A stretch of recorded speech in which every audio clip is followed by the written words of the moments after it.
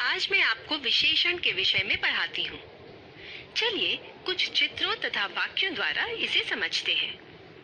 सबसे पहले इन चित्रों को ध्यान से देखिए और उनके नीचे लिखे वाक्यों को पढ़िए। गुब्बारे वाला रंग बिरंगे गुब्बारे लेकर खड़ा है। नेहा के पास 4 पुस्तकें हैं। अतुल 2 किलो सेब लाया। इन वाक्यों में रंग बिरंगे, 4 तथा 2 किलो को हमने रंगीन क्यों किया है? चलिए बताते हैं। ये रंगीन शब्द क्रमशः गुब्बारों की, पुस्तकों तथा सेब के रंग रूप, संख्या और तौल के विषय में बता रहे हैं। तो बच्चों, जो शब्द संज्ञा या सर्वनाम की विशेषता बताते हैं उन्हें विशेषण कहते हैं। विशेष्य। अब आप सोचेंगे कि विशेष्य क्या होते हैं? तो जिन संज्ञा और सर्वनाम शब्दों की विशेषता बताई जाती है वे शब्द विशेष्य होते हैं। जैसे इन वाक्य को फिर से पढ़िए। गुब्बारे वाला रंग बिरंगे गुब्बारे लेकर खड़ा है। इस वाक्य में गुब्बारे विशेष्य है क्योंकि इसमें गुब्बारों की विशेषता बताई जा रही है कि वे रंग बिरंगे हैं। आइए अब अन्य उदाहरण द्वारा इसे अच्छी तरह समझते हैं। नेहा के पास 4 पुस्तकें हैं। इस वाक्य में विशेषण है 4 तथा पुस्तकें हुई विशेष्य क्योंकि इसमें पुस्तकों की संख्या बताई जा रही है। अतुल 2 किलो सेब लाया। इस वाक्य में सेब हुए विशेष्य क्योंकि 2 किलो उनकी मात्रा बताई जा रही है। तो बच्चों, सभी वाक्यों में क्रमशः रंग बिरंगे, 4 तथा 2 किलो ये तो हुए विशेषण और गुब्बारे, पुस्तकें तथा सेब ये हुए विशेष्य। इस वाक्य में सेब हुए विशेष्य क्योंकि 2 किलो से उनकी मात्रा बताई जा रही है। अब विशेषण के भेदों के बारे में बात करते हैं। विशेषण के 4 भेद होते हैं। गुणवाचक विशेषण, संख्यावाचक विशेषण, परिमाणवाचक विशेषण और सार्वनामिक विशेषण। पहला भेद है गुणवाचक विशेषण। बच्चों, जिन शब्दों से संज्ञा या सर्वनाम के गुण दोष, रंग रूप, आकार, समय, दशा, स्थान अथवा अवस्था आदि का ज्ञान होता है उन्हें गुणवाचक विशेषण कहते हैं। जैसे बलवान भीम ने युद्ध में सभी को हरा दिया। इस वाक्य में रंगीन शब्द बलवान से भीम की दशा का बोध हो रहा है। इसमें भीम विशेष्य है और बलवान उसका विशेषण है। आइए कुछ और उदाहरण भी देखिए। सच्चा व्यक्ति ही महान है। हरा पेड़ मुरझा गया। प्यासा कौवा पानी की खोज में घूम रहा था। पहाड़ी लोग परिश्रमी होते हैं। इन सभी वाक्यों में हरे रंग के शब्द विशेषण है तथा नीले रंग के शब्द विशेष्य है। दूसरा भेद है संख्यावाचक विशेषण। जो विशेषण शब्द किसी संज्ञा या सर्वनाम की संख्या संबंधी विशेषता बताते हैं उन्हें संख्यावाचक विशेषण कहते हैं। जैसे 4 कलम, 2 सेब, कुछ कपड़े। बच्चों, संख्यावाचक विशेषण के 2 भेद होते हैं, निश्चित संख्यावाचक विशेषण और अनिश्चित संख्यावाचक विशेषण। आइए बच्चों, सबसे पहले निश्चित संख्यावाचक विशेषण को समझते हैं। निश्चित संख्यावाचक विशेषण।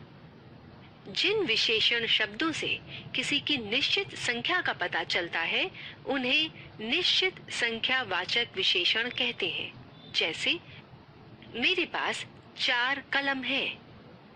इस वाक्य में कलमों की निश्चित संख्या बताई जा रही है 4, अतः यह निश्चित संख्यावाचक विशेषण है। कुछ और उदाहरण देखते हैं। हमारे विद्यालय में 3000 विद्यार्थी हैं। रोहन ने 10 सेब लिए। इन वाक्यों में 3000 शब्द विद्यार्थियों की तथा 10 सेब शब्द की निश्चित संख्या बता रही हैं। अतः यह निश्चित संख्यावाचक विशेषण है। अब अनिश्चित संख्यावाचक विशेषण को समझते हैं। अनिश्चित संख्यावाचक विशेषण, जिन विशेषण शब्दों से निश्चित संख्या का पता नहीं चलता उन्हें अनिश्चित संख्यावाचक विशेषण कहते हैं। जैसे बाजार में अनेक दुकानें थीं। फूल वाला बहुत से फूल लेकर खड़ा है। इन वाक्यों में अनेक शब्द से दुकानों की निश्चित संख्या कितनी है ये पता नहीं चल पा रहा, तथा बहुत शब्द से फूलों की संख्या का भी ठीक से पता नहीं चल रहा। इसलिए ये अनिश्चित संख्यावाचक विशेषण है, क्योंकि इनसे किसी निश्चित संख्या का बोध नहीं हो रहा। तीसरा भेद है परिमाणवाचक विशेषण। जो विशेषण शब्द संज्ञा व सर्वनाम की मात्रा संबंधी विशेषता बताते हैं उन्हें परिमाणवाचक विशेषण कहते हैं। जैसे गिलास में थोड़ा पानी है। मामा जी 2 किलो पेठा लाए। इन वाक्यों में थोड़ा शब्द द्वारा पानी की मात्रा तथा 2 किलो शब्द द्वारा पेठे की मात्रा, तौल या वजन का पता चल रहा है। अतः ये परिमाणवाचक विशेषण है। बच्चों, परिमाणवाचक विशेषण के भी 2 भेद होते हैं, निश्चित परिमाणवाचक विशेषण और अनिश्चित परिमाणवाचक विशेषण। निश्चित परिमाणवाचक विशेषण, जिन विशेषण शब्दों से निश्चित मात्रा का पता चलता है उन्हें निश्चित परिमाणवाचक विशेषण कहते हैं। जैसे माँ आगरा गई, वहां से 5 किलो पेठा और 4 मीटर कपड़ा लाई। इन वाक्यों में 5 किलो शब्द से पेठे की निश्चित मात्रा, तौल या वजन तथा 4 मीटर शब्द कपड़े की लंबाई चौड़ाई बता रही है। अतः ये निश्चित परिमाणवाचक विशेषण है। आइए कुछ और उदाहरण देखें। कार में 4 लीटर पेट्रोल डालें। पारुल ने सूट के लिए 4 मीटर कपड़ा खरीदा। इन वाक्यों में 4 लीटर और 4 मीटर शब्दों से निश्चित नाप तौल व लंबाई चौड़ाई का बोध हो रहा है, इसलिए ये निश्चित परिमाणवाचक विशेषण है। अनिश्चित परिमाणवाचक विशेषण, जिन विशेषण शब्दों से निश्चित मात्रा का बोध नहीं होता उन्हें अनिश्चित परिमाणवाचक विशेषण कहते हैं। जैसे स्कूटर में थोड़ा पेट्रोल डलवा लो, कुछ फल ले लो।